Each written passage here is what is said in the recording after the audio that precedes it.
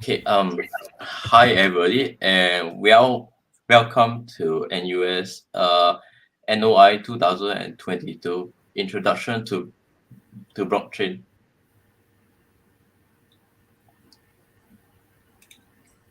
by TZ APAC. So I'd like to welcome these participants from all the various schools and students around in Singapore. So basically, please help to ask all your students to help on to fill out for this form where they will have to go to the Zoom link that you are seeing now, and they will have to register to this Zoom link to be eligible for their for the vouchers and your T-shirt at the end. So without ado, I think I can start with a short introduction about myself. So I'm Brian here, and I am the developer relations coordinator for Ddos APAC.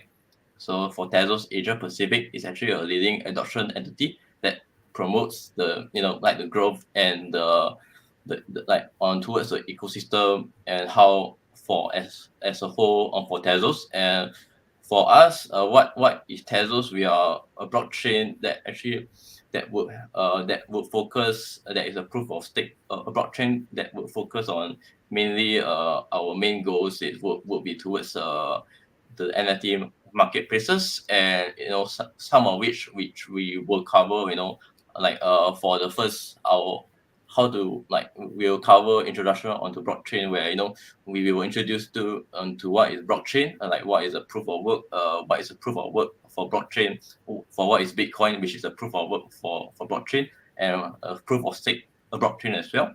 So after that, we will go through a short demonstration. We will go through a short demonstration of how to create a crypto wallet, or Tezos wallet in this case. So I will go through that. But firstly, I would like to welcome our presenter, which is Si Hao. So for Si Hao, he will be taking you through like the introduction of the blockchain itself, and what things it can do. So some of the history of blockchain, as what you know, is that it started off in 2008 as Bitcoin itself. So the founder of Bitcoin was Satoshi Nakamoto, and he actually changed this was actually the first evolution or the first invention of the blockchain itself. And then after that we will go through like the different interpretations of different blockchains around. So we without further ado, I would like to introduce T how to present on introduction to blockchain. Hi everyone, I'm Sihao. Thanks Brian, and good afternoon, Professor. So today I will be presenting the introduction to blockchain, like what Brian have said. So yeah, Brian can share my screen. Yep. So if you guys haven't, please register at this link, and yep, this link. And today this is a brief content about what we are going to go through. So some history of blockchain, some background knowledge that I personally found useful in understanding the contents of blockchain, the mechanisms behind how a blockchain works, and especially how consensus mechanisms work. What's the blockchain trilemma, and a series of attacks that have been performed or could be performed on the blockchains. And then lastly, we'll go through some applications of the blockchain technology. So first off, the brief history of blockchain. So if you guys might have heard of this thing called Bitcoin, and Bitcoin is actually the first demonstration of the blockchain technology itself. It was originally intended to be like a peer-to-peer electronic cash system, or as we know as DeFi. So blockchain, and eventually the idea of Bitcoin was thought to be the brainchild of Satoshi Nakamoto, who actually proposed this system and implemented it. And eventually people realized that we could actually do more than just finance with blockchains. And one of those people is Vitalik Buterin, who is the co-founders of Ethereum, which is another blockchain technology that's slightly different from Bitcoin. And Ethereum is actually also a cryptocurrency that's being traded right now. And some brief history about Bitcoin. So when it first started in 2009 and 2010, one Bitcoin is actually cost less than 0.01 US dollars. But as of right now, the last time I checked a few days ago, it was around, I think, 67,000 USD and or around 70,000 USD. So it has actually increased. I don't know how many times this is, a lot. And another interesting fact about Bitcoin is that every 22nd of March is called the Bitcoin Pizza Day. So in the March of 2010, there was a guy who actually paid 10,000 Bitcoins for 2 pizzas. And this was the first time that Bitcoin was used as an actual currency in the real world. So imagine if he had actually held on to those 10,000 Bitcoins, he would probably be like nearing a billionaire right now. So if you guys are interested, these are links to like some other interesting stuff on the basics of blockchain. So the first one is the actual research paper published by Satoshi Nakamoto on Bitcoin, and the second one is actually a documentation on Ethereum, on the original version of Ethereum. So moving on to some useful background knowledge. So first of all, to understand blockchain, we need to understand some of the foundations of what blockchain is built on. And one of them is this thing called a hash. So what hashes are basically mapping functions, and they calculate a fixed length value that represents the original data. So we usually call this hash either by just the word hash, or maybe we can call it a key or a fingerprint. And it basically kind of summarizes the information that we have. Yep. So hashes are actually everywhere. For example, if you look at your YouTube links, at the back, there's actually a short string right here that is actually the hash of the video itself. And this hash usually uniquely identifies what content that is representing. Hashes are just mapping functions. For example, in math, we know that, for example, a function f of x is equal to 2x, and that's just a mapping function. It takes in some input, and it outputs something that represents the input. So there are common hashing algorithms such as MD5, SHA-1, SHA-2, and Bitcoin actually uses the SHA-256 hash function, which has an output that consists of 256 bits. And that means that there are 2 to the power of 256 different combinations of outputs possible.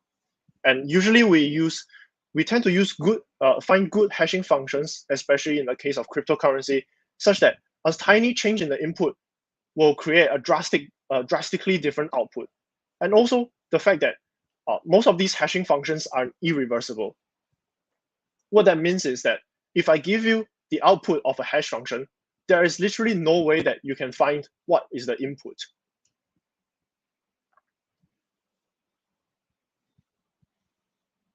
Okay, the next idea that we have is something called a linked list. So blockchains themselves are basically something similar to linked lists. Linked lists are just a type of data structure that is self-referencing. So a linked list is created using these bunch of nodes. So each of these rectangles represent a node. And this node contains some data, as well as a pointer that points to the next node. But in the case of a blockchain, we actually point to the previous node. But the general idea is the same. So now that we know some of the foundational ideas of blockchain, we can actually discuss what is a blockchain. So a blockchain is basically, well, a block of chains. So each of these rectangles represent a block, and it has some data, some hash value that points to a next block. So in the block, there contains a batch of valid transactions, which are actually the data, the hash of the current block, which is computed using one of the hash functions that's chosen for the blockchain, and as well as the hash of the previous block. So if we see that the Genesis block, this is the first block, and it has the previous hash, for example, 0000, which means that there isn't a previous block.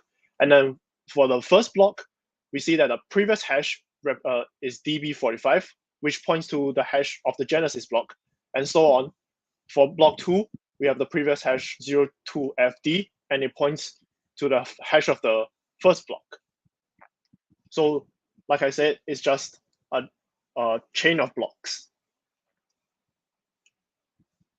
This is also a video that actually discusses how Bitcoin works, but due to its duration, we will not be showing this here.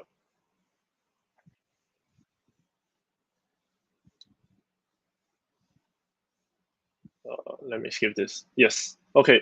So now that we understand how a blockchain is structured, let's give a demo of how it works. So, okay, here, I'll show 2 demos. The first one is how a simple block in a blockchain works, and then I'll show how a blockchain, how the blocks link together and work as a blockchain. Okay, so this block, this green square represents a block, and we have the number of the block, so this is some ID, and then we have this thing called nonce, and I'll get to that later. It contains some data, for example, some transactions that have actually been performed, as well as the hash value. This hash value has some rules. So every blockchain will implement some rules on the blocks. For example, in this demo, right, we must have the hash 0000 to consider this block a valid block. So currently this background is green because the hash is green, okay? And we have this nonce here that actually helps to compute this hash. So how do we compute this hash, you might ask? It's actually by inputting, taking the nonce and the data as the input to the hash value, which will, and then the hash function will actually produce this hash value. And like I've mentioned just now, a change in the data will actually create a different hash. For example, if I were to add something else here, say C gives D $10 as well. And now, because the data has changed, the hash function produces a different hash. And in the case of this blockchain, the rules are that the first 4 digits of the hash must be zeros. But how can we create this hash? How can we force this hash to be starting with 4 zeros? And that's where the nonce comes in. Nonce represents number only used once. So with the help of this nonce, we can actually find a nonce that actually creates a hash that starts with 4 zeros. And well, we can simply try whether 1 works. Oh, it doesn't. Does 2 work? It does not. Does 3 work? It doesn't. So sequentially, we can find a nonce that actually produce a valid hash by the process of mining. So if I click mine here, some algorithm runs by sequentially incrementing the nonce to find a valid hash that starts with 4 zeros. And here we have the hash 170943 that actually creates this valid hash. And this is how what we call validating, creating a valid block. And this process is known as mining.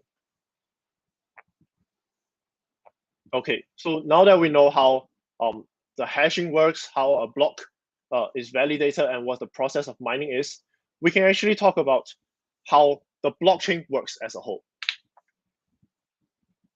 So just a simple recap.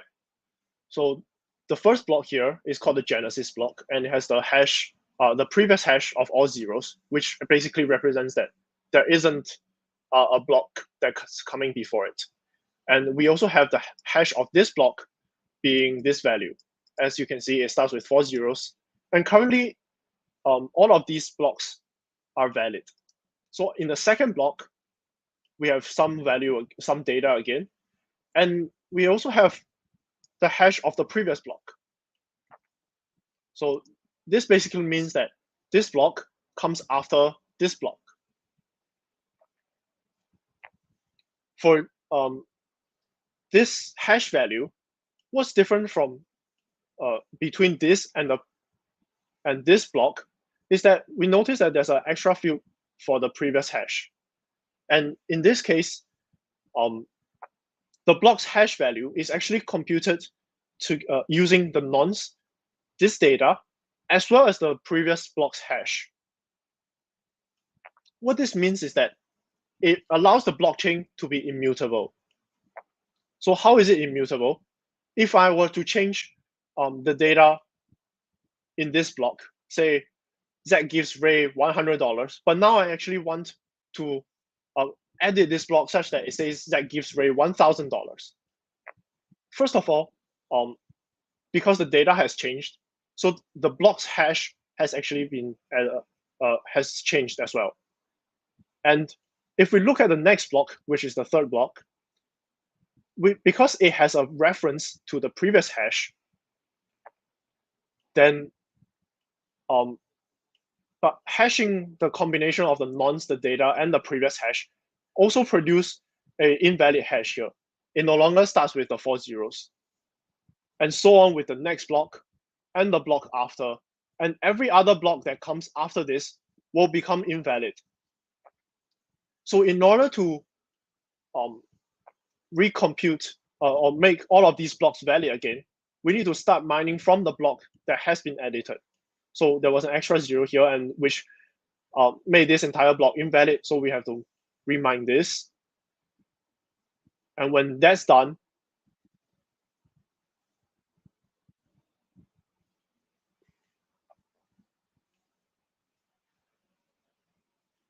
it's taking a while.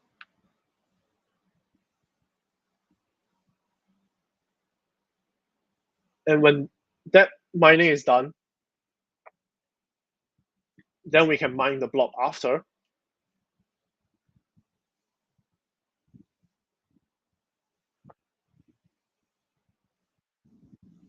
Oh, this is taking quite a while today.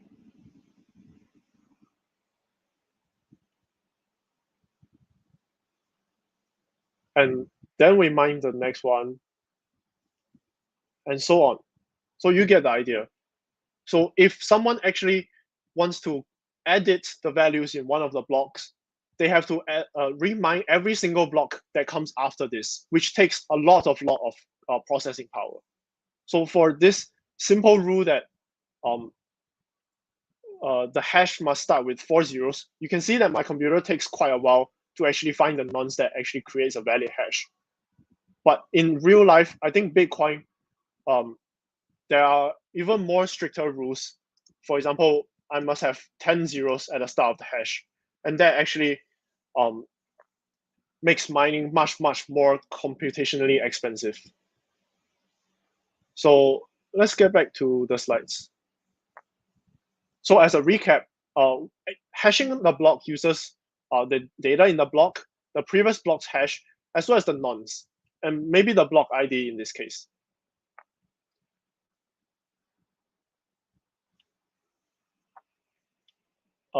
Okay, next I'll introduce the idea of decentralization. So you might ask, where is the blockchain stored? If you are familiar with software engineering, we actually have things called data storage. For example, AWS services, Microsoft Azure. These are centralized servers where we can run our code, we can store our data. But for blockchain, there isn't actually a centralized storage. So what blockchain use is something called a decentralized storage, where every single user will store their own copy of the data. For example, if I have a blockchain of 100 blocks, every single person's computer will store these 100 blocks. But the difficult task here is, how can we make sure that all of these users have the same copy? And that's where consensus mechanisms come in, and I'll introduce that later. So comparing between centralization and decentralization, centralized systems use a single server or like a cluster of servers to provide services to users, whereas decentralized systems has a large number of end nodes, for example, every single person's computer, and each of those nodes will provide replicated service. In a centralized system, all the data are stored in a centralized location, but in decentralized systems, the data is replicated in almost every single end node. In centralized systems, servers are owned by a single organization, but in decentralized systems, there is actually a lack of owner. So we usually say that decentralized systems provide better privacy. And for centralized systems, we have some examples here. For example, Amazon Web Services, Google Cloud, Microsoft Azure. So if you've done software engineering, this should be quite familiar to you. But in decentralized systems, we basically use blockchain technology. For example, Bitcoin, Ethereum, and Tezos. So in summary, decentralization is basically the idea of replication of data in each end node. But the problem is that all the participants on the blockchain need to agree on the current state of this blockchain. If 50% people say the first block has data ABC, but the other 50% of the users say that the first block don't have the data ABC, then we're going to have a problem. So the state of the blockchain is basically how valid each block is on the blockchain. And agreement is one of the founding ideas of the blockchain. So only when all the participants agree to some current state, then we can take actions on the blockchain. For example, adding a new block to the blockchain. So to conquer this idea of validity, we need to introduce consensus mechanisms. So let's first watch a video on the Byzantine general forum. Brian. I think you need to play the video. Just give me a moment first.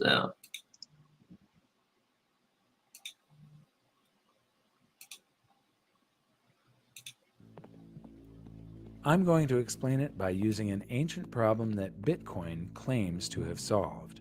It's called the Byzantine general's problem, and until now, it's been unsolvable.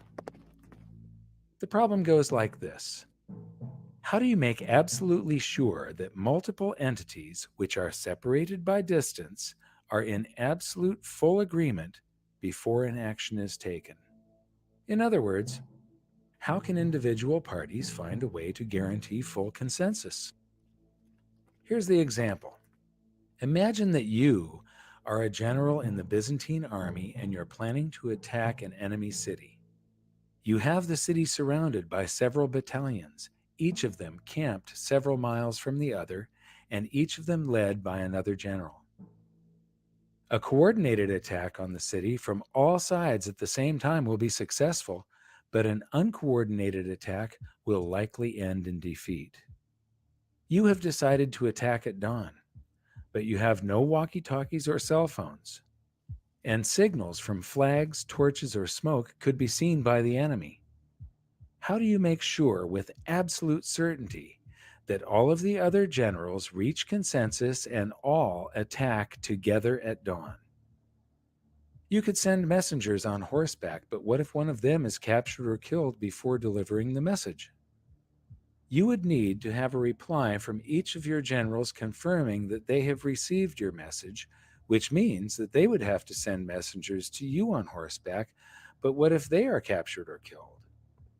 What if a messenger is captured by the enemy and an imposter messenger with a fake reply is sent back to you? And how do the other generals know that the messages that they received from you are genuine and haven't been intercepted and altered by the enemy? Worse yet, what if some of the other generals are traitors and they send messages back to you confirming that they will attack at dawn when their true intention is to retreat? How can you ever be absolutely certain that all of your battalions will reach consensus and attack simultaneously? Like I said, this problem has remained unsolved for thousands of years, and at its core, it's all about individual parties being able to trust each other directly, no strings attached. Bitcoin claims to have conquered this problem. Now imagine that the battalions are actually computers on a network, and that the generals are copies of a computer program running a ledger. A ledger that, via some very complex math, records transactions and events in the exact order that they happened. The key here is that all of these ledgers are exactly the same for everyone. As soon as a change is made on one copy of a ledger, if it is proven to be true by the math, all other copies of the ledger are updated to match. What we have here is a distributed ledger that is also always in consensus.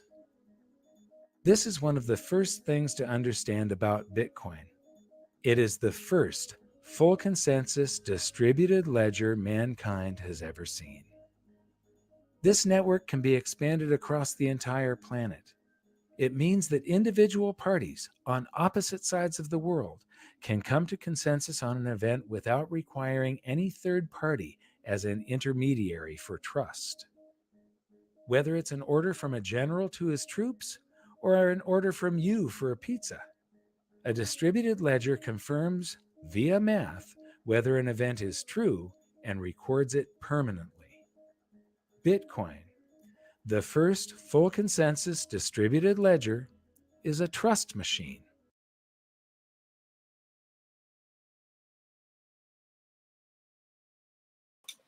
Okay. Let me just add you back. Are you ready with your slides?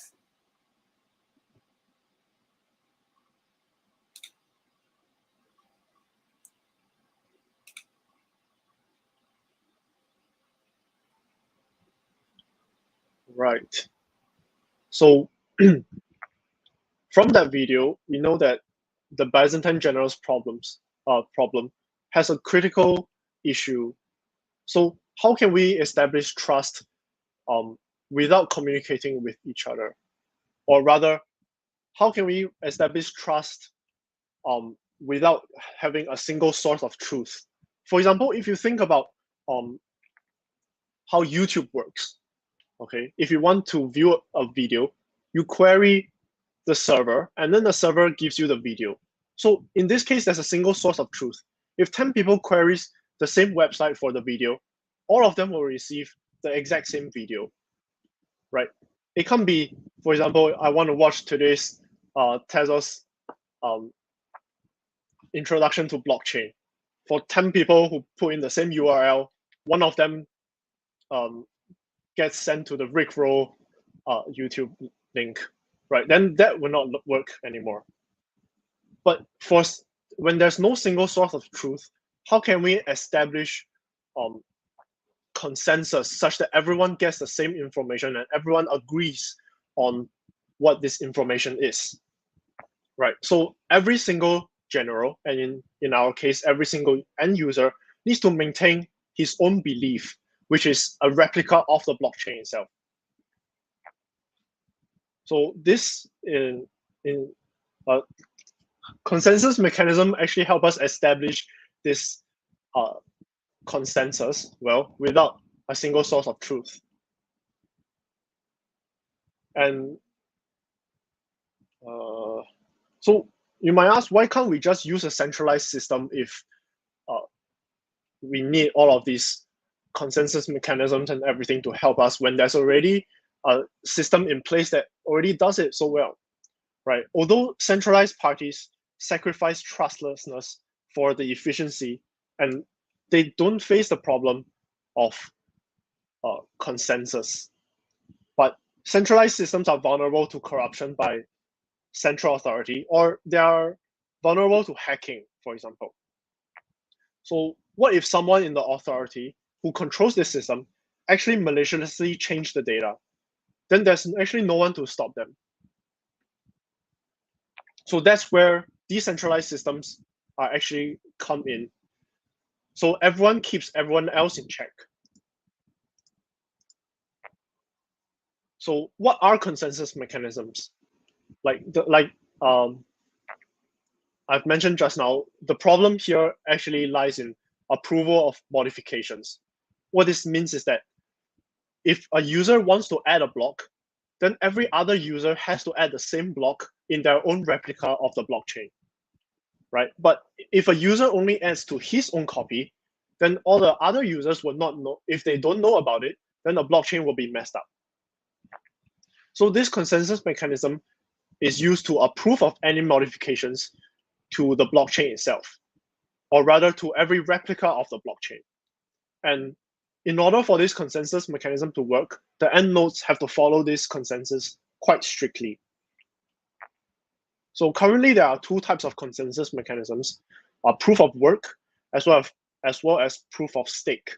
So I'll first be going through proof of work. And proof of work is currently being used by Bitcoin and Ethereum, although this list is not exhaustive. So just now in the demo, I mentioned that this process of something called mining. And mining is basically the process of validating and processing transactions so that new blocks can be added to the blockchain. And if you intuitively, it's basically finding this nonce that allows us to find a valid hash value. So in proof of work, this is actually the case of mining. Basically, the end node, when you are going to add a blockchain, add a block to the blockchain, we have to find a valid hash. And as you have seen just now, even given this small rules such that the first 4 digits of the hash are 0000, is quite computationally expensive. But how computationally expensive is actually dependent on the platform. So the idea of hashing, by finding a valid hash, actually produces this proof of work. It basically says that if I'm a miner, if I want to add a block to the blockchain, I have to prove that I've done work to add this block. And that's through mining to find a valid hash. So when the nonce is found, we get a valid hash, then we call this block signed, or is digitally verified. Then I myself, as the miner who found this nonce, will get rewarded for doing work. For example, Bitcoin pays me a few Bitcoins in order to add this block. So here we have a rough idea of how a block addition works. So first of all, we will propose the addition of a block, and that includes basically the data that we want to include in the block itself. For example, a list of transactions. Then with the previous block's header, which basically you can think of it as the hash of the previous block, and we combine this nonce, some nonce, we combine these and then hash the data, all these data together to get this hash number. If we find that a hash value is valid, then we can approve this block. And the block is then added to the blockchain.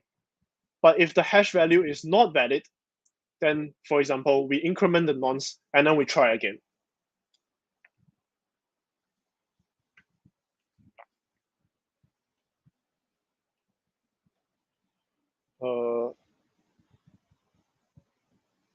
Yeah, so to actually add this block, after we found a valid hash, how do we actually add the block onto the blockchain itself? So if I'm some malicious miner, I can find a hash that may or may not work, and I tell everyone, oh, I found a hash that works. How does everyone agree that whether this hash works or it doesn't work? And this is actually how the consensus mechanism, consensus mechanism comes in. For example, after I found a valid hash that I say is valid, I will broadcast this new block to everybody. And when I want this block to be added, we will do something called a majority voting. So every block on the blockchain will basically run some algorithm, and then they will either tell me this block, whether they think that this block is legitimate or not. And if more than 50% of the blocks find this new block legitimate, it is approved and added to the blockchain. But if it's less than 50% of the blocks agreeing that it's legitimate, then it will not be added. So just now we've also talked about, during the demo, we've also shown that the blockchain is immutable, because when you edit the data in one of the blocks, all the other blocks behind will become invalidated. So those hashes are no longer valid, and we need to find a new nonce for all the invalid blocks.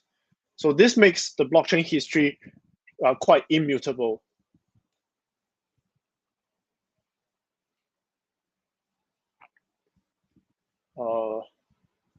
Yeah. So just now I've also mentioned that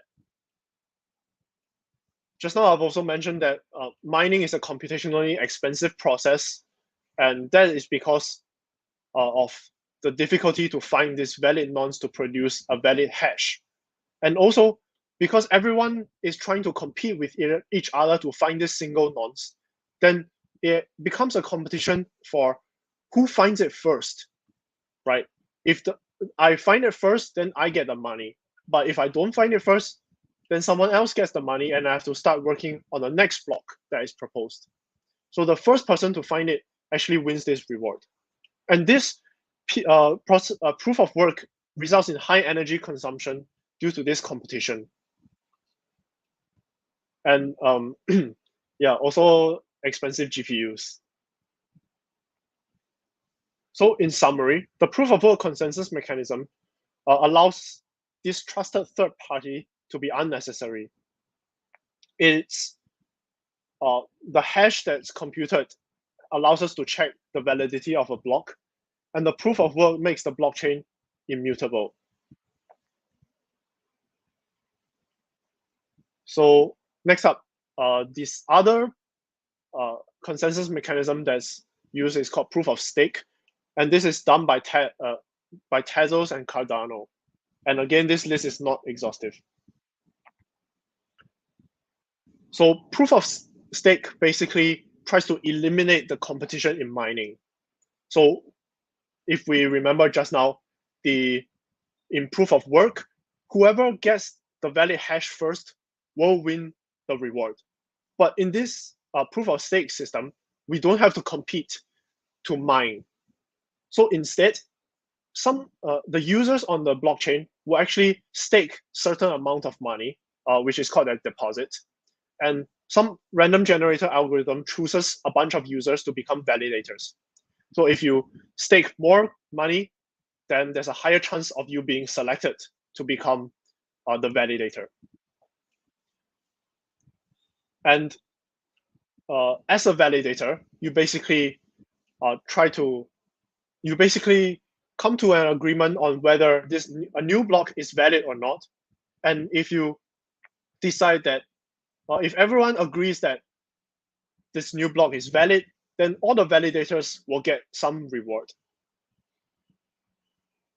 So your responsibilities as a validator is basically to order new transactions, which will then add new blocks to the blockchain. But if you try to be funny and then try to be malicious, then you actually lose your deposit. So the system knows that you are trying to scam all the other people, then you will be losing your stake. There's an analogy that I find quite useful. Is basically you are doing your duty to be part of the network, but also someone points a gun at you so you don't do rubbish. And the idea is that users with the most amount of coins in circulation will have the most to lose.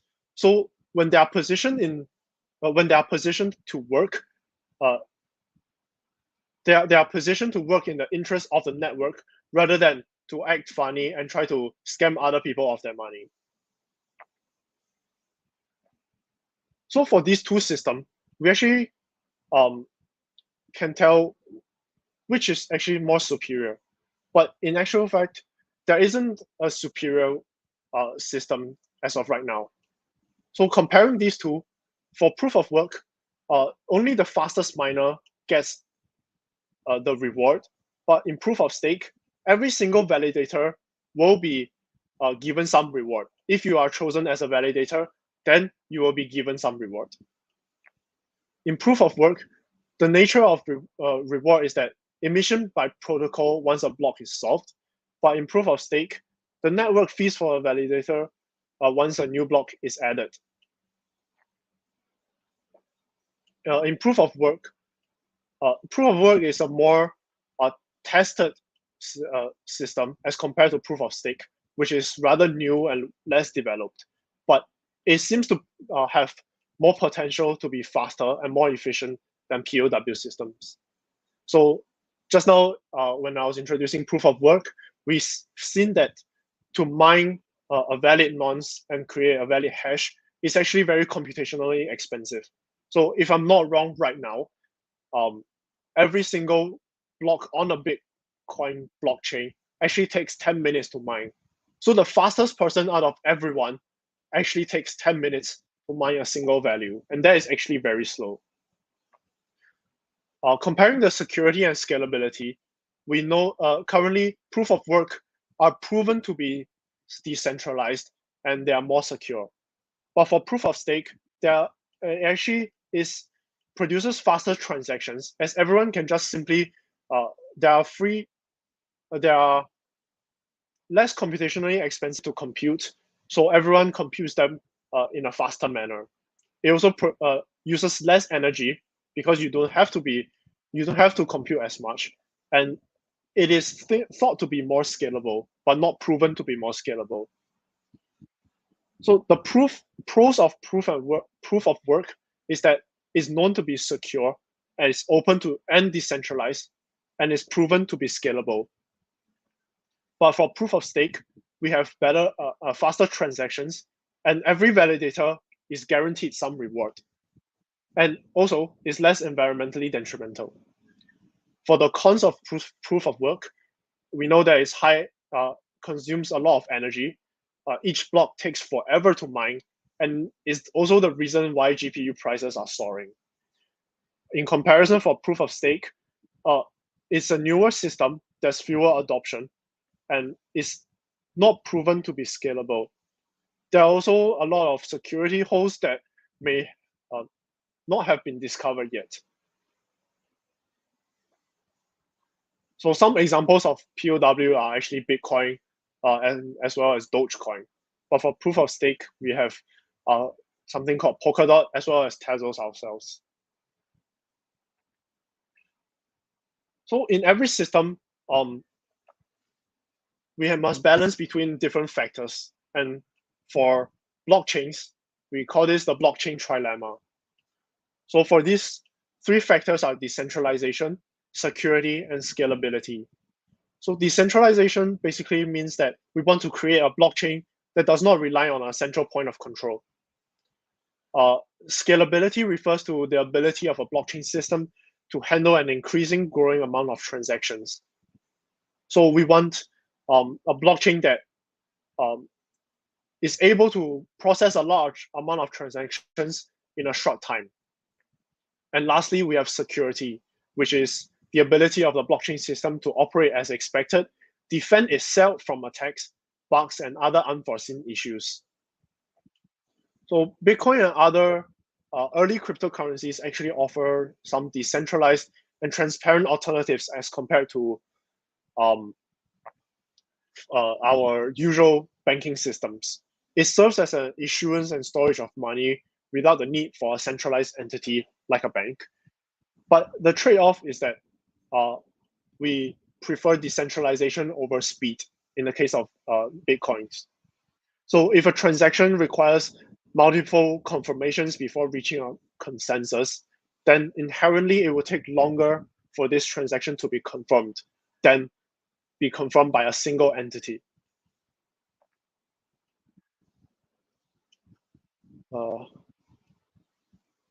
Yep. And another issue for security is that most of the systems for blockchain are actually decentralized.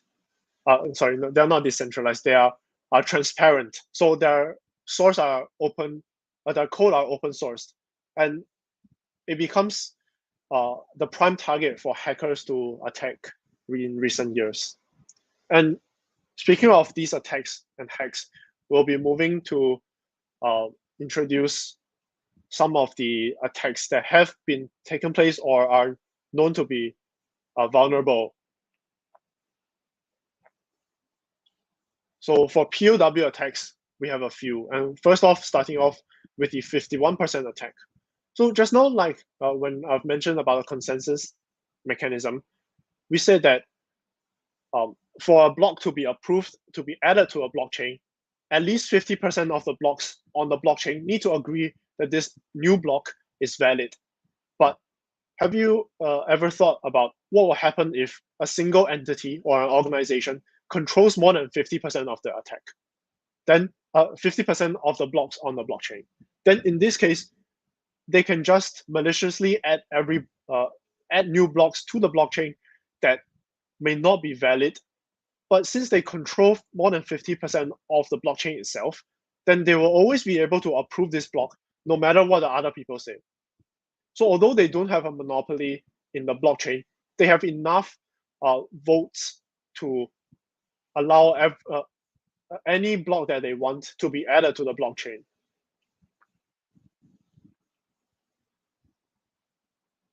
And moving on, the next attack is called selfish mining.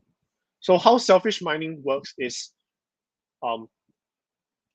instead of when I find when I solve a hash, instead of telling everyone on the network that a new block has been found, the selfish miner withholds this information and keep it private. So it creates this thing called a private chain. And I can continue to mine new blocks on that private chain ahead of honest miners. So the white ones are the honest blocks, and the gray ones are actually the selfish miner blocks. So and then after I've mined a few of these selfish blocks, before the honest block can be released and added to the blockchain, I add my private chain onto the blockchain such that it invalidates the honest block. Right. Then in this case, I have taken time to add new blocks in the same time that the honest miners have mined one block. And this allows selfish miners to claim more cryptocurrency than the honest miners. And lastly, we also have the DDoS attack. And if you're familiar with networking, DDoS is basically sending a large volume of requests to some end node and basically preventing it from overloading it and preventing normal requests from being processed. And similarly in blockchain, even though it's decentralized, we can also send a large volume of fake requests to some of the nodes. And these fake requests basically consume most or all of the nodes' processing resources, and it disrupts normal computations. So this blocks normal traffic to the nodes, and it prevents normal requests from being processed. And legitimate transactions will actually be blocked from being added to the blockchain. So after this is also often combined with the 51% attack. And if I'm not wrong, this is pretty illegal in some of the countries. And if you actually perform this DDoS attack, you can go to prison. So moving on to the proof of stake. The proof of stake attacks. First of all, we have this thing called the nothing at stake attack. So if you, just now I've mentioned that in proof of stake, each user will deposit some money in order to be chosen as the validator. But the nothing at stake theory is the assumption that in the early versions of POS, every validator will build on every fork when a fork takes place. So how a fork occurs is that when two competing blocks are simultaneously proposed to be added to the blockchain, or it can be created with some malicious activity. So because a blockchain is a linked list, right? So we cannot have a block that points to two blocks. So in order to resolve this, there is also a majority voting where the validators will vote on either one of the blocks. Then the block with more votes will be continued. But the idea of a nothing at stake attack is that because there's no cost to mining, so mining on both chains doesn't actually impact a miner's bottom line in the reward that they gain.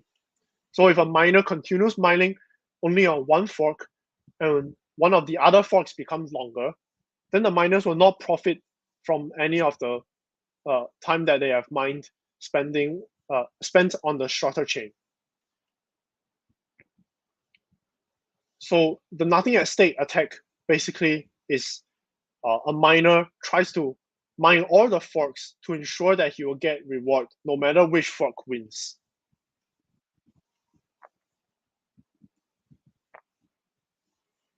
Then another attack for POS is called a stake grinding. So stake grinding is basically a class of attack where a validator tries to perform some computation or take some other step to try to bias the randomness in their own favor. So remember that POS uses some random generator to choose validators, but this randomness is not actually true random, but the RNG seeds actually depend on the certain amount of information on the current state of the network.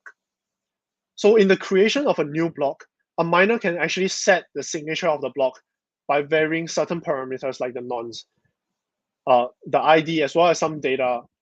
Then a malicious miner basically tries to find some patterns in the previous block to find combinations of these parameters, which allows him to become the validator again. And if you become the validator again, you can get more rewards.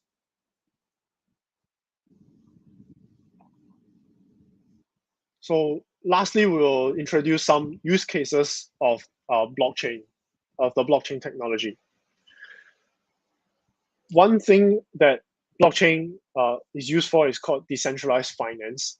So decentralized finance is comparable to the traditional finance system where every person will go to one of the banks or one bank in general to deposit their money. But in decentralized finance, however, there is no intermediary. If I want to pay another person, I can directly connect to that person and pay him instead of sending my money to the bank and having that bank send the money to the person that I'm trying to pay. Another another use of blockchain is called non-fungible tokens. So non-fungible tokens are like interchangeable units of data stored on a blockchain. So it's a piece of information that does not have a definitive value assigned to it. If we compare non-fungible tokens to fungible tokens, for example, Bitcoin, fungible tokens are basically tokens that have values tied to them. For example, if I trade one Bitcoin for another Bitcoin, I actually have the exact same thing. But if I trade one NFT for another NFT, I do not have the same thing anymore. Most NFTs are more or less unique. For example, if you go to OpenSea.org, then we will have, you can see all the NFTs done by like artists and stuff. Although NFTs are actually downloadable, or you can screenshot them, anyone can actually hold on to the NFT, but only the person who's paid for it can claim ownership. This transaction to buy the NFT is actually baked onto the blockchain at some point. So although you can obtain a copy of it, the digital signature on the block doesn't match yours, and you don't actually own this blockchain, own this NFT. So the idea of NFTs is that it removes the need for intermediate agents between artists and buyers. And it basically connects the artists directly to their buyers through the use of blockchain. NFTs are also used as membership passes for exclusive access to communities, etc. So this actually provides an advantage in security. If we think about exclusive access, right? If, for example, I have my access card stolen, then anyone can impersonate me and go to the place that the access card goes to. But for an NFT-based access card, the identity of the owner, which is me, for example, is actually baked onto the blockchain. So even if the access pass is stolen, you can obtain this copy of my membership pass, but you won't be actually given access because you're not the owner to this pass. So another use of blockchain is electronic voting. So in centralized systems, if we want to hack an electronic voting, a hacker simply has to hack the database to manipulate the results. But in a decentralized case, every vote is recorded on the blockchain. And because blockchain is immutable, we actually can't edit the data to invalidate, we actually can't edit the data on the blockchain to hack the electronic voting. Furthermore, blockchains are accessible by every single person, so it is also transparent. We won't have another case of Donald Trump saying that he actually won the vote in the event that he actually did not.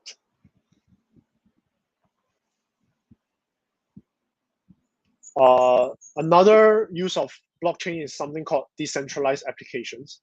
And this is similar to actually DeFi, but in the use of apps. So DApps, as we call them, are basically applications that exist or run on a blockchain, or for example, a peer-to-peer network. So with the use of DApps, users are actually free from the control of a single authority. And this also helps with better privacy and better security. Lastly, we also have this case study of a Kickstarter that can actually be improved on DApp. So when Kickstarter first started, right, once backers transfer the fund to a developer of the project, then the developer of the project can actually do whatever they want with the money. And sometimes they just run away with the invested money instead of actually giving the products back to those who backed the project themselves. But with the use of DApps, backers can vote on the validity on the expenses with smart contracts. So they actually have a say with how the funds are being used. So if a transaction that the project is, if there's a transaction that they think is invalid or that the project is misusing the funds, then they can actually vote to prevent the transaction from going through. And this actually reduces the occurrence of misuse of funds.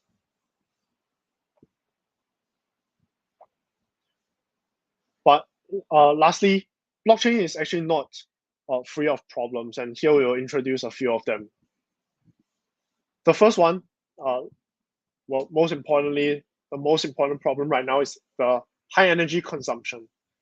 So with the use of mining, the blockchain consumes way too much energy.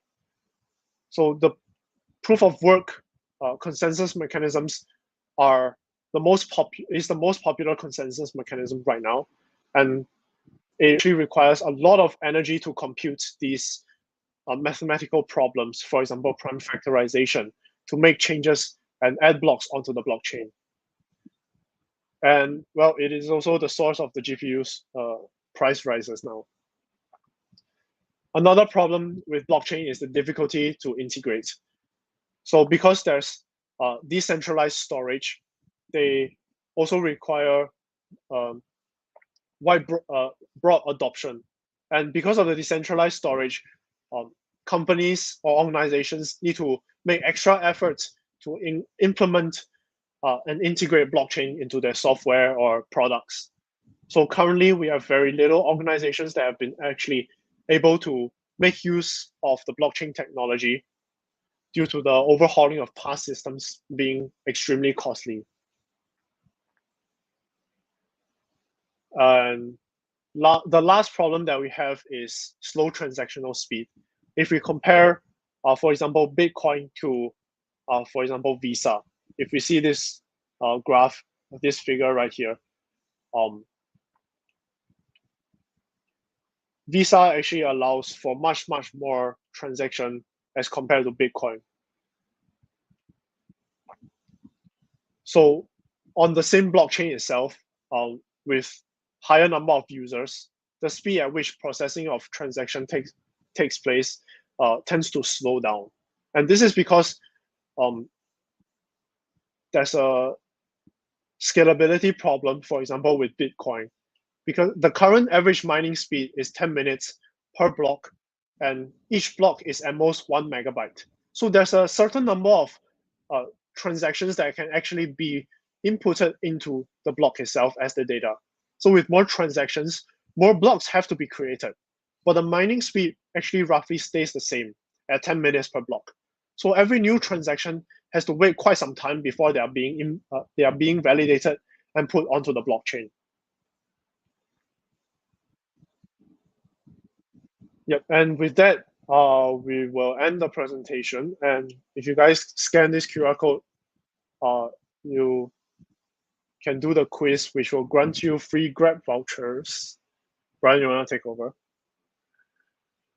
Yes. So just give me a while. Okay. Yeah. So actually, before we do that, I would like you to know a bit more towards what is what is a crypto wallet, or a Tezos wallet. So a wallet, or in this case a Temple wallet, actually is an extension of the browser that actually holds that you can actually install it on your browser, and you can actually if it holds your crypto coins, which is in Tez for us on the Tezos on the blockchain, and it can also hold your NFTs as well. So, or perhaps it's easier to just show on the video to show you how how you can get started with a Temple wallet. So let me just play this. Hi, in this video, we'll show you how to get started with Temple Wallet. Temple Wallet is a web extension which allows you to manage your Tezos private keys via your web browser. By doing so, it serves as a wallet for Tezos and FA 1.2 or FA2 tokens, and allows you to visit the distributed web of tomorrow in your browser today. To be more specific, it allows you to run Tezos dApps and DeFi right in your browser. Our mission is to make Tezos as easy to use for as many people as possible. Temple Wallet is available for Chrome and Firefox, as well as Brave. In this video, we will use the Chrome browser. We need to go to the Chrome store, select the Temple Wallet, and click Add to Chrome. After installing the Temple Wallet extension, you will get to the start page where you can import wallet or create a new one. At this point, you should make sure that your internet connection is secure and there are no phishing apps in your device. We don't recommend you to use public networks and devices that do not belong to you. If you already have a Tezos wallet, you can import your seed phrase into the Temple Wallet and access your assets. In other videos on this channel, we will tell you how to import a wallet from Kukai, Magma, Tezbox, Cryptomics, and so on. If you are a new user, then you can create a completely new wallet. You just need to click Create a New Wallet. After that, you will need to create a password. It will be required to enter the wallet. Please keep it in a safe place, but better remember it. Then the Temple Wallet generates your seed phrase. If you forget your password, or if you want to enter the wallet with another device, you can restore your wallet with it. Before opening it, make sure that no one is watching your monitor and there are no cameras nearby. Then write this phrase on a piece of paper and store it in a secure location, or you can memorize it. For storing your seed phrase in any digital device or in the cloud, you can use such applications as 1Password or already trusted by your data encryption tools. Do not share this phrase with anyone. It can be used to steal all your funds. Click Next. Congratulations! You have created a new account in the Temple Wallet. Now you can use any funds on the Tezos network, interact with decentralized applications, choose a baker, and much more. To connect your wallet with a decentralized application on the Tezos network, you need to enter the application website. Select Connect Wallet, then select Temple. After that, you will see a window where Temple will ask you to confirm the connection by clicking Connect. Now you can perform operations. Thank you for choosing the Temple wallet. On our channel. So this is just like example of a wallet. I can go through one example of another one wallet that is called for Kuka. So Kukai. So basically it allows you to skip that whole on the setup with the seed phrase. So you can actually sign up with your email address. It can be a Gmail account, Facebook account, and things like that. And yeah, you can actually log into this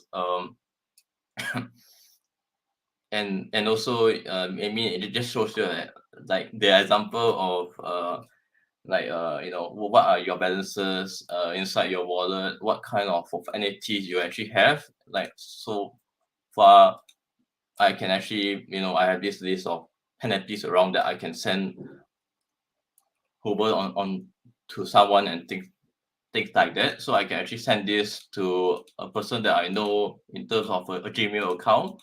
So maybe I'm going to send one to my own address, which is another email address. So you can actually see that we can actually send this to them, and yeah. Just skip it. So basically what you can do with NFTs is that you can actually go to marketplaces to actually sell them in some cases. So okay, on .com is actually one of those places where you can actually sync your wallet, which is the Kuka one. So like what I just said, this is what you actually own in terms of NFTs. You can actually mint it on some of the market places, and I just need to approve for this.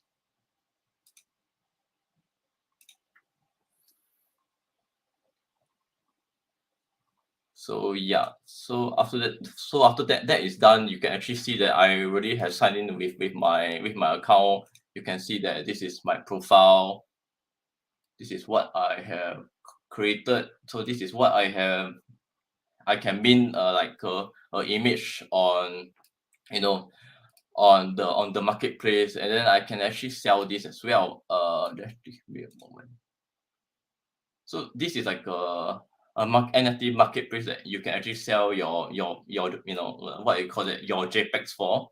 So if you can see some of this is what I have. Some of these are NFT is what I own, and you can actually see that like in the real marketplace out there, there's actually a lot of people trying to sell things for perhaps 1,200 tests and things like that. So yeah, you can actually see that you can actually buy it with 3.5k tests, and that's about 10,000 USD. So basically, this is what a person or a creator has minted on one of the marketplaces that he wants to actually sell.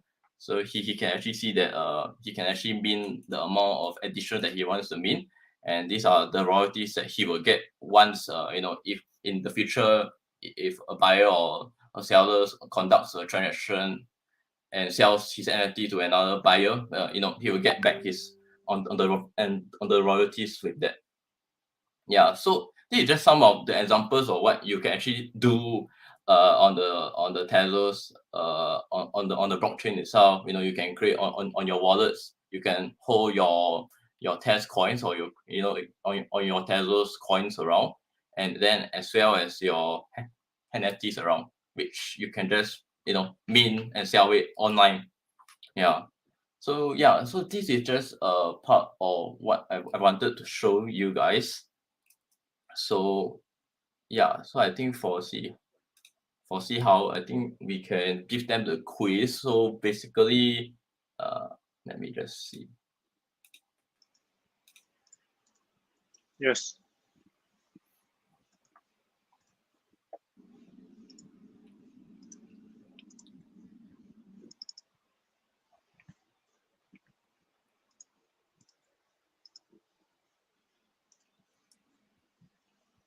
So basically, this, as long as you register in the Zoom account, which I will send in the comments. Let me just see. So you can actually scan this QR code to actually participate in this quiz that entitles you to a free Tezos T-shirt and a chance to win some Grab voucher if you get most of the points right. Yeah. Okay.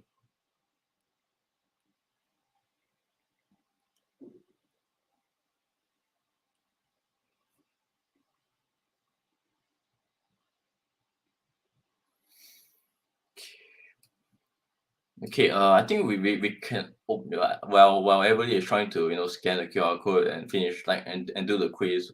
I mean this whole quiz will be open all the way until on Monday for midnight. So we are open to Q&A now, which I will add the rest of the group inside.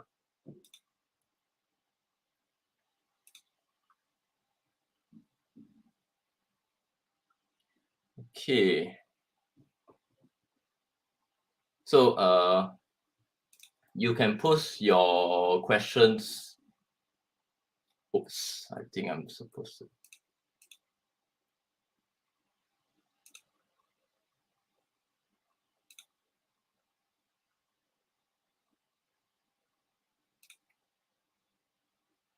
Okay, so you can actually post on your questions in the comment, and we will actually try to answer as much as we Right, can. do you want to send them the link as well? Some of them are not on their phone, so they can't really scan the QR code at all. Okay, yeah, sure. Let me just give you the link as well. Yeah. Just give me a moment.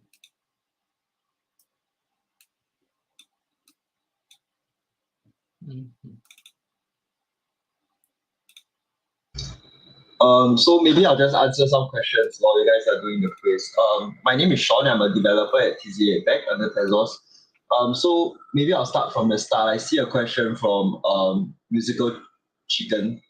Right, he's asking that if blockchain is hard to scale, why is it a viable system? So I think we are still in a very infant. Oh, they can't see me. Right, can you add me onto the screen? Yeah, so I'm Sean. Hi, yeah. So one of you asked, if blockchain is hard to scale, why is it a viable system? I think blockchain is still in the very infant stages. Yes, we started out with Bitcoin and Ethereum, right, which are working right now on proof of work blockchain, which we all know, it's very computational expensive, it's very energy inefficient.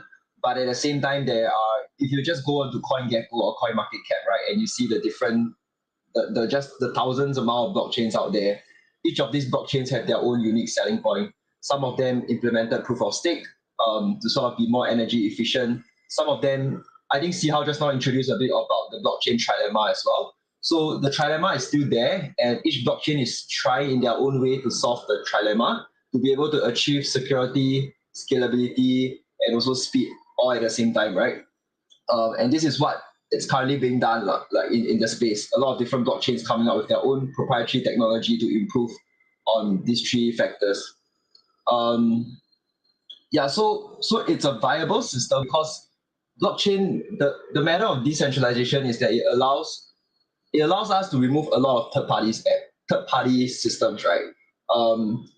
Think about, for example, you store your images on Google Drive, right? And those are living on Google servers.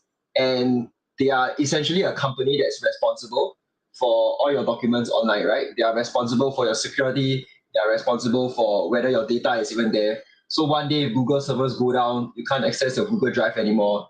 It's all based on one entity, right? A single entity is capable of storing basically all your important information and data. So the idea of decentralization, it's so much better because now your data is stored on the blockchain and it's across millions of computers, millions of nodes out there, so that we know it's permanent, right?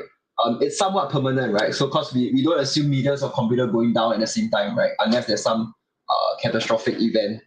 So there's a lot of use cases of blockchain which makes it viable in a lot of systems. So maybe let's take a look at for example, when you purchase something on Shopee right now, you have to pay like merchant fees, right? You have to pay certain amount that you're paying for goes to the platform because they are the one facilitating this transaction, right?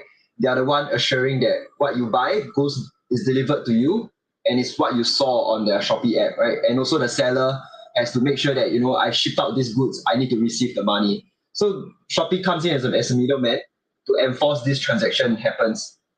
And you can remove Shopee out with smart contracts, right? With a code that is living on the blockchain that says that if user A receives the product, then the money is released to user B. So a very simple logic like this, coded out in a smart contract on the blockchain, will be able to replace middleman. Yeah, and another question was how we're using NFTs to transfer in-game items from a game to another different game even work.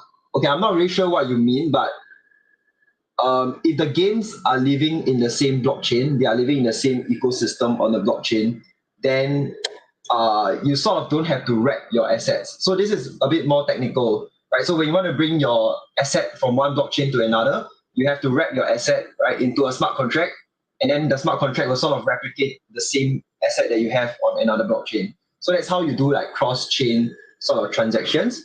But if it's just reading games itself, then of course these two different games have to sort of communicate, right? It's like you can't really, like on the internet right now, if you take the internet as a blockchain, you can't import like your MapleStory item. Sorry, I don't know what games you'll play right now, but you can't import like a Valorant gun into a CSGO game, right? Unless these two games are created by the same company and they coded for that to happen and they allow that transaction to happen. Do you think the Ukraine-Russia... Okay, sorry, we can't really talk about politics, I believe, in this session. Yeah, but that's an interesting thought that you probably can find out more from the internet. If hashes need to be unique, what happens when there are collisions? So when Bitcoin is created, the idea of collisions happen, right? But if you actually do some research, the chances of collisions happening is really, really small. It's 2 to the power of 80, if I'm not wrong, which is like more than, if I'm not wrong, the time there was a comparison, it's more than the amount of sand, like the grains of sand that you can find on Earth. So that's like the chances, that's like 1 in the amount of sand grains that you can find on Earth. That's the chances of it. Yeah, so GPU being affordable. Okay, so just now what Sihao went through about the mining thing, right? In every blockchain, they actually adjust the difficulty, right? Remember just now Sihao was like saying, oh, I need to find a hash that has like 4 zeros in front, right? So having 4 zeros in front is probably way easier to find, right, than a hash that has 16 zeros in front. So depending on the traffic of the blockchain, that is also how depending on the traffic of the blockchain, that is also how the difficulty of mining is adjusted by the blockchain itself. So which means right now, if there's like 1,000 transactions that are pending, right, then we'll sort of make it harder, right? So we'll make mining harder, and to do that, we make sure the condition is stricter. So instead of having 4 zeros in front, you need to have 16 zeros in front. So all the miners now are going to work harder, right? And they're going to be spending more energy. And then that's why people who submitted transactions, they'll end up paying more transaction fees to the miners who are spending more energy to try and approve the block. So that's how like the blockchain balances itself. And that's also where all the whole GPU like competition comes in. Will we be receiving free NFTs? The workshop promised so. Did we promise like free NFTs for this workshop? Just give me okay. So we will give you a form to submit all your Ddos addresses in the future, but that will be done like it's not now. So probably in the mid of the whole program, we will give you a form to submit. So that So this will be. And that's all I can say. Yeah. Yeah, so this will be like a series of workshop, right? So today we are sort of covering the introduction to blockchain. This is just to give you guys an insight about what blockchain is, right? And it's not easy to understand because we come from the era of like internet, right? Where everything is just controlled by someone which we don't even care about, right? And now the whole idea of decentralization comes in. So today we introduced about blockchain, and then moving on, we'll be talking more about DeFi, decentralized finance. Why is that such a big thing or such a big term in the crypto world, right? Like, what is it about DeFi that makes people want to go into it?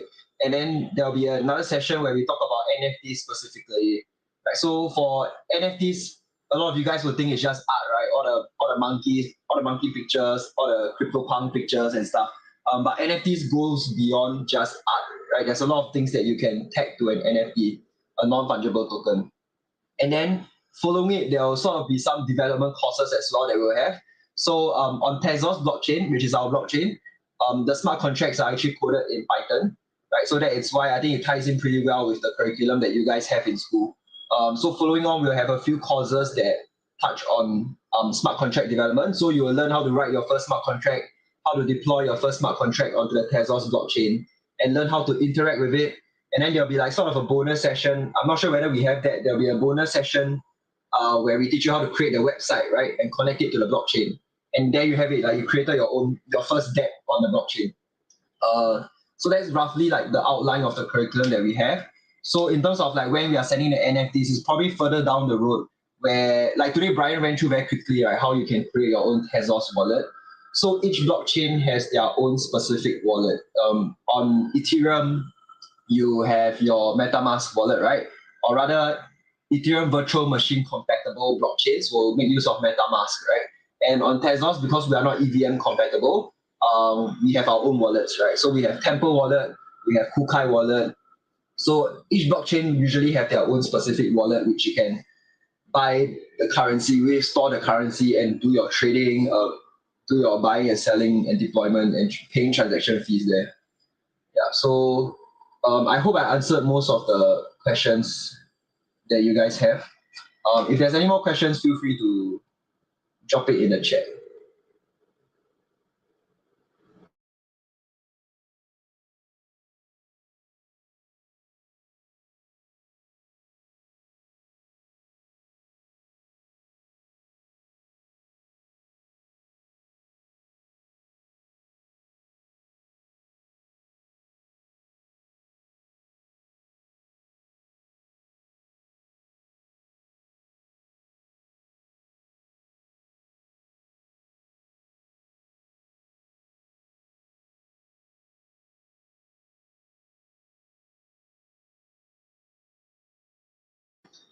What are some websites for trusted NFT?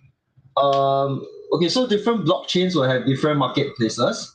On Ethereum, you have the most notable one, which is OpenSea, which Brian is sharing. You share the Gozali every day. Yeah, so like on OpenSea is a popular platform. Of course, these are all sort of like based on reputation, right? And then you have on Tezos itself, you have object.com, you have you have Hand as well. So we will share more about this during our NFT workshop. We sort of have a list of different marketplaces. We also bring you guys to explore the different kinds of NFTs that is available on our blockchain and our system. Yeah. But always make sure that you don't just Google for something and then click into the link, because right now a lot of like fraudster and scammers out there, they make use of like Google advertisement to pump their malicious link to the top of your search, right? So just make sure, this is a bit of like crypto security. Just make sure that when you're accessing blockchain websites, go through their official platforms, like go to their Twitter first, and then from their Twitter bio, you have a link, right, that brings you to their official webpage. So that will be like a safer route. Why do some JPEG NFTs command such a high price? Is it mainly due to hype?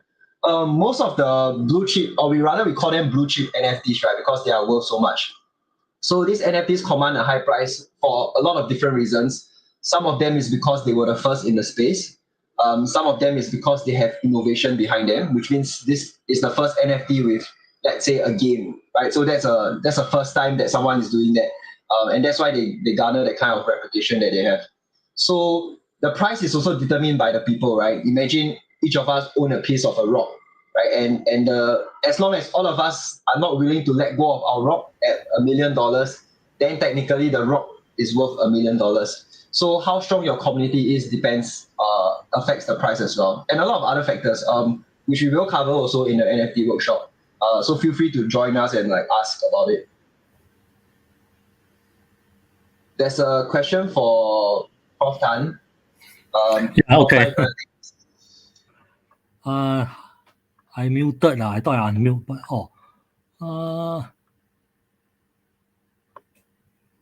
So the question is, No, how is NU? Oh, No, the question. I saw the question. I Okay, thought cool. I'm mute already, but you say I'm muted, huh? Am I still muted? Well, Can you hear me? No. yes, Can hear you now. we can hear you Okay, now. okay. Yeah. Yeah, so the question is about how the requirement to enter or admit to SOC, right? NUS SOC.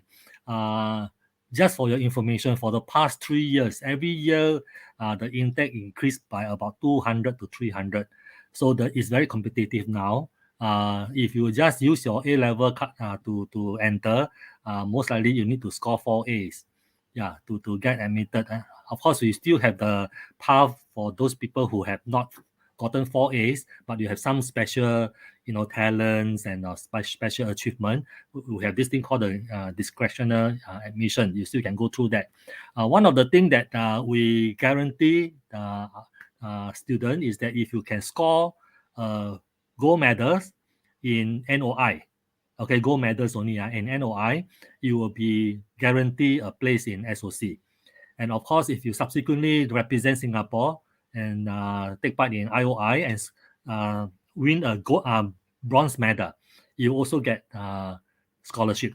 So those are the two that I can tell you. So you want to work harder for next year NOI to make sure that you get a goal. Then you are accepted by us already. Otherwise, you have to work very hard for your A level. Yeah. Am I answered the question already? Who is that just now?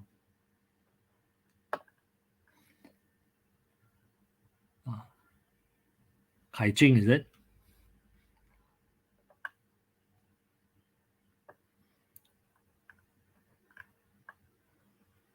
Yeah, so we are going to conduct more workshop like this, and then Ddos has already been our industry partner for a center that we are setting up.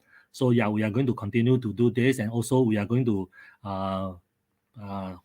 roll out some training courses for everybody, programming, Java, not Java, C++, Python, and maybe some data structures kind of courses to train everyone in Singapore that is interested, free of charge. So that you wait for us to push this out. Yeah.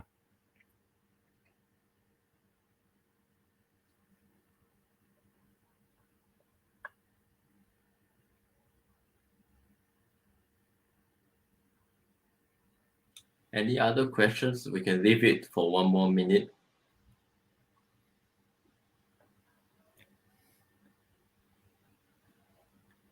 Someone asked about the high price of NFT.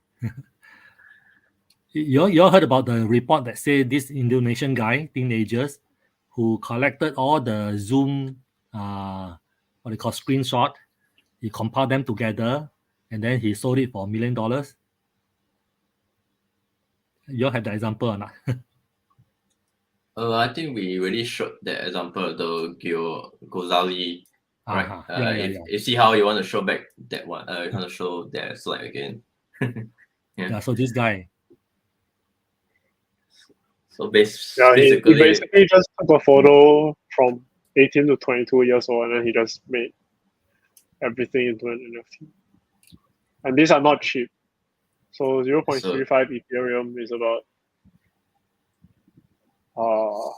so he basically took a photo every day for, if I'm not wrong, it's for 2 years, and he posted it, and and people were trying to buy it off. Whether or not it's a speculation or hype or things like that, I cannot give you any clear advice or things, because you're dealing with currencies, and it's rather hard to say what is valuable and what is not. Like, could it be valuable on today? Yes, maybe, but maybe tomorrow it won't be. So it's still like it's based on market it's based on how on the market forces react to things. Yeah.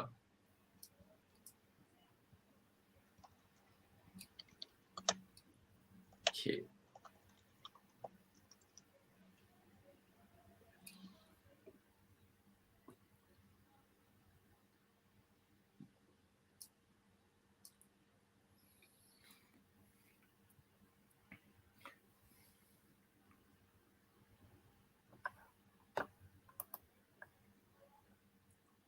I see a question.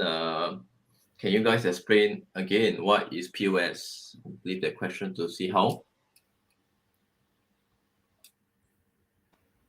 Okay, so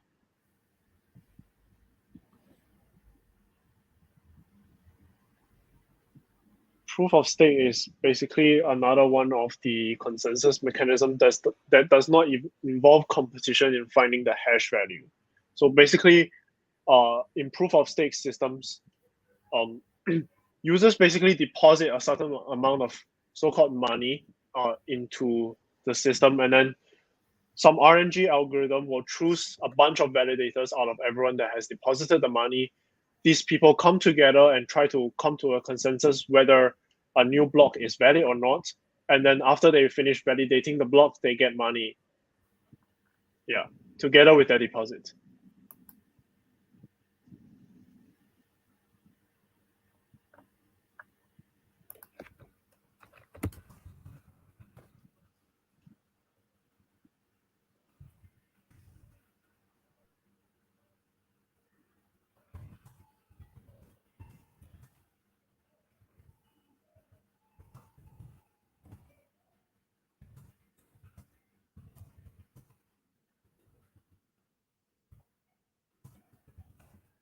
It's the analogy is basically like you are doing your duty to be part of the network, but someone holds a gun in your face so you don't do rubbish.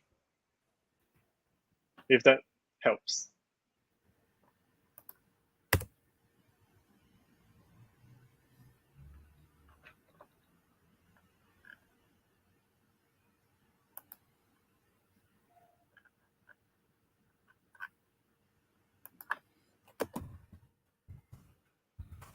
Sean, there's a question. Is nice hash safe?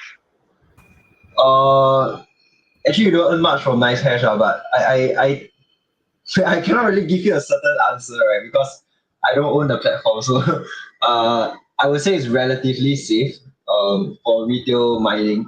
But everything has a risk in this industry. Yeah, so unless the platform is sort of insured, and I think the dangerous thing is that like crypto is not being insured by like government. So when you lose your money on certain platform anywhere, there's literally nothing you can do. You just have to accept it. So you have to do your own research into nice hash. I mean, just simply Google, right? Like this question that you asked, is nice hash safe? Just put it in Google, you'll probably see like a few things. Oh, this one I think Brian can answer you. Brian, time. Wonderland time. Okay, if we are talking about, there are stable coins around in the system, and there are different kinds of stable coins. There is, so what you are saying now, I see the question from Musical Chicken. I see, so the question goes as this. Also, I have seen lots of protocols such as Abracadabra and Time, which gives you a huge percentage return on the tokens you stake. How do they do it? So basically, for some of the things like for stable coins, a lot of people, what they actually do is that they want to yield farm. So what does yield farming means is that they actually stake their USD peg coins or stable coins in this case to earn a certain amount of interest. So it looks like it's like it's similar to what you put as a savings account in your bank. You put in a bank on perhaps like a savings account, you generate you some kind of interest. But for all these on the protocols, they have a specific way of earning interest is where in order to give you that amount of yield, they will have to take some kind of systemic risk, such as like if they tie it to their own coin. So usually if the coin or if the stable coin has such a high yield, right, like 20%, it's usually tied to a certain on the crypto coin that is around. So for example, it can be one of the coins, if I'm not wrong, is UST, which has like a certain amount of 20% in 1 year, and that is a USD peg coin. But it's tied to the crypto collateral coin called Luna. So it works in a way that is, if if so like the risk of it is actually that the risk is not being tied to a dollar of that USD, and that is a big risk where your money might actually be depegged and it will go to zero and things like that. Yeah. So that's the most simple explanation I can give you. It's a very complex kind of a systemic risk to actually take. Yeah.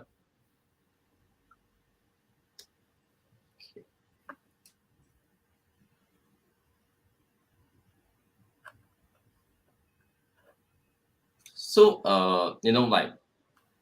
so we will get in the future, if I'm not wrong, Prof will actually advise or send you the list of the workshops in the future where you can actually participate in. And in this kind of all those workshops, we will have forms for you to fill out to actually submit your addresses to actually get your NFTs for us.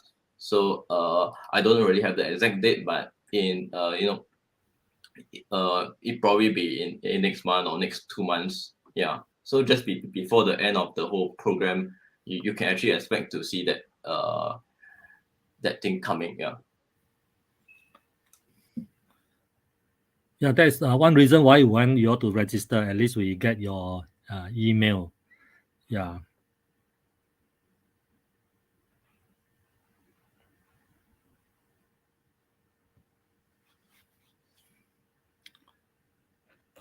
Any more questions? Any more comments?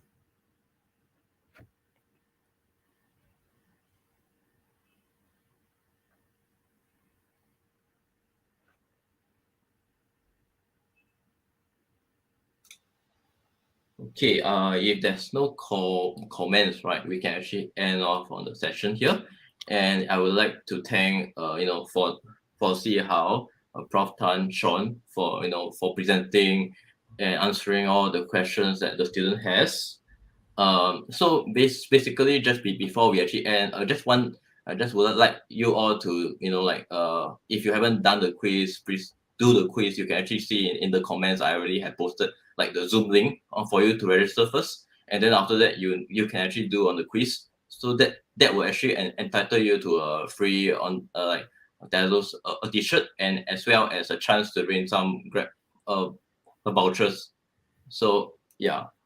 So thank you everyone at NOI for actually organizing this whole event, and we will see you soon in the next workshop. So yeah, thank you. Right. So thank you, Brian, Si Hao, and Song for hosting this and giving us quite an interesting presentation. Hopefully, all our students or some teachers also will learn something new. Thank you. All right, thanks, guys. Thank you. Have a nice day. Bye bye.